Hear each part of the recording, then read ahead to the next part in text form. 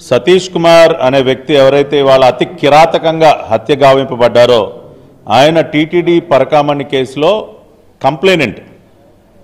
ఆ రోజున పరకామణిలో చోరీని పట్టుకున్నటువంటి వ్యక్తి సతీష్ కుమార్, పోలీసులకి ఫిర్యాదు చేసినటువంటి వ్యక్తి సతీష్ కుమార్.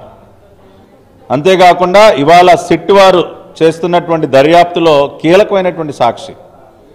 ఈయన ఆల్రెడీ ఈ నెల 6వ తేదీన ఒకసారి సిట్ విచారణకు హాజరై అనేక అంశాలు సిట్ విచారణలో ఆయన వెల్లడించడం, వారి ప్రశ్నలకు జవాబు చెప్పడం జరిగింది.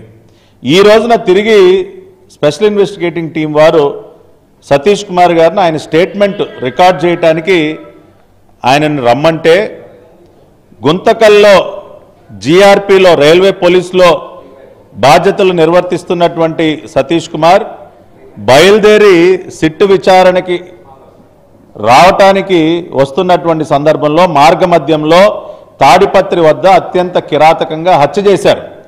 ఎందుకు అంటే ఇవాళ సతీష్ కుమార్ గనక సిట్ కార్యాలయానికి చేరుకొని ఆయన స్టేట్మెంట్ గనక రికార్డు చేస్తే పరకామణి చోరీ కేసులో ఉన్నటువంటి అసలు నిందితులందరూ పేర్లు కూడా వస్తాయి. ఎప్పుడైతే ఈ చోరీ జరిగిందో ఏప్రిల్ 2023లో ఆనాడు చైర్మన్ వైవి సుబ్బారెడ్డి ఈ వ్యవహారాన్ని కప్పిపుచ్చడానికి ప్రయత్నం చేసినటువంటి వ్యక్తి వైవి సుబ్బారెడ్డి. టీటీడీలో ప్రత్యేకంగా తీర్మానం, ఈ వ్యవహారంలో తీర్మానం పాస్ చేసి సంతకం పెట్టినటువంటి వ్యక్తి వైవి సుబ్బారెడ్డి.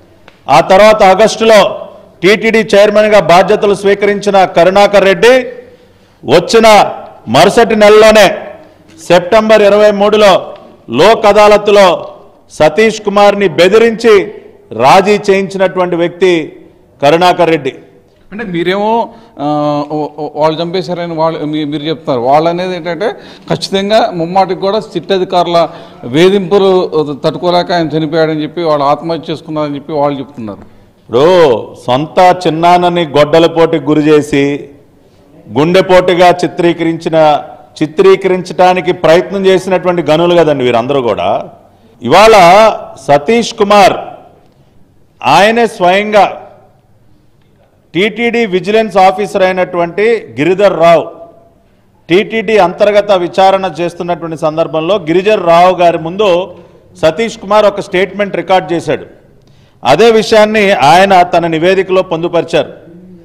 గిరిధర్ రావు గారు సతీష్ కుమార్ని పిలిచి, నువ్వు ఎందుకు ఆనాడు లోక్ అదాలత్లో రాజీకి ఒప్పుకున్నావు, ఎందుకు నీ కంప్లైంట్ని వాపసు తీసుకున్నావు అని అడిగితే, నా పైన తీవ్రమైన ఒత్తిడి తీసుకొచ్చి నాతో రాజీ చేయించారు, నన్ను బెదిరించి నాతో సంతకాలు పెట్టించారు అని చెప్పి ఆల్రెడీ స్వయంగా సతీష్ కుమారే చెప్పాడండి. కాబట్టి బెదిరింపులకు గురి చేసేటటువంటి నైజం ఎవరిది? ఆనాడు కరుణాకర్ రెడ్డి టీటీడీ చైర్మన్గా పోలీసులను అడ్డం పెట్టుకుని సతీష్ కుమార్ని బెదిరించి ఒత్తిడి తీసుకొచ్చి లోక్ అదాలత్లో రాజీ చేయించి అతని ముఠా సభ్యుడైనటువంటి రవికుమార్ని కాపాడలేదా? సతీష్ కుమార్ గారి ప్రాణాలు బలి తీసుకుంది కరుణాకర్ రెడ్డి, వైవి సుబ్బారెడ్డి.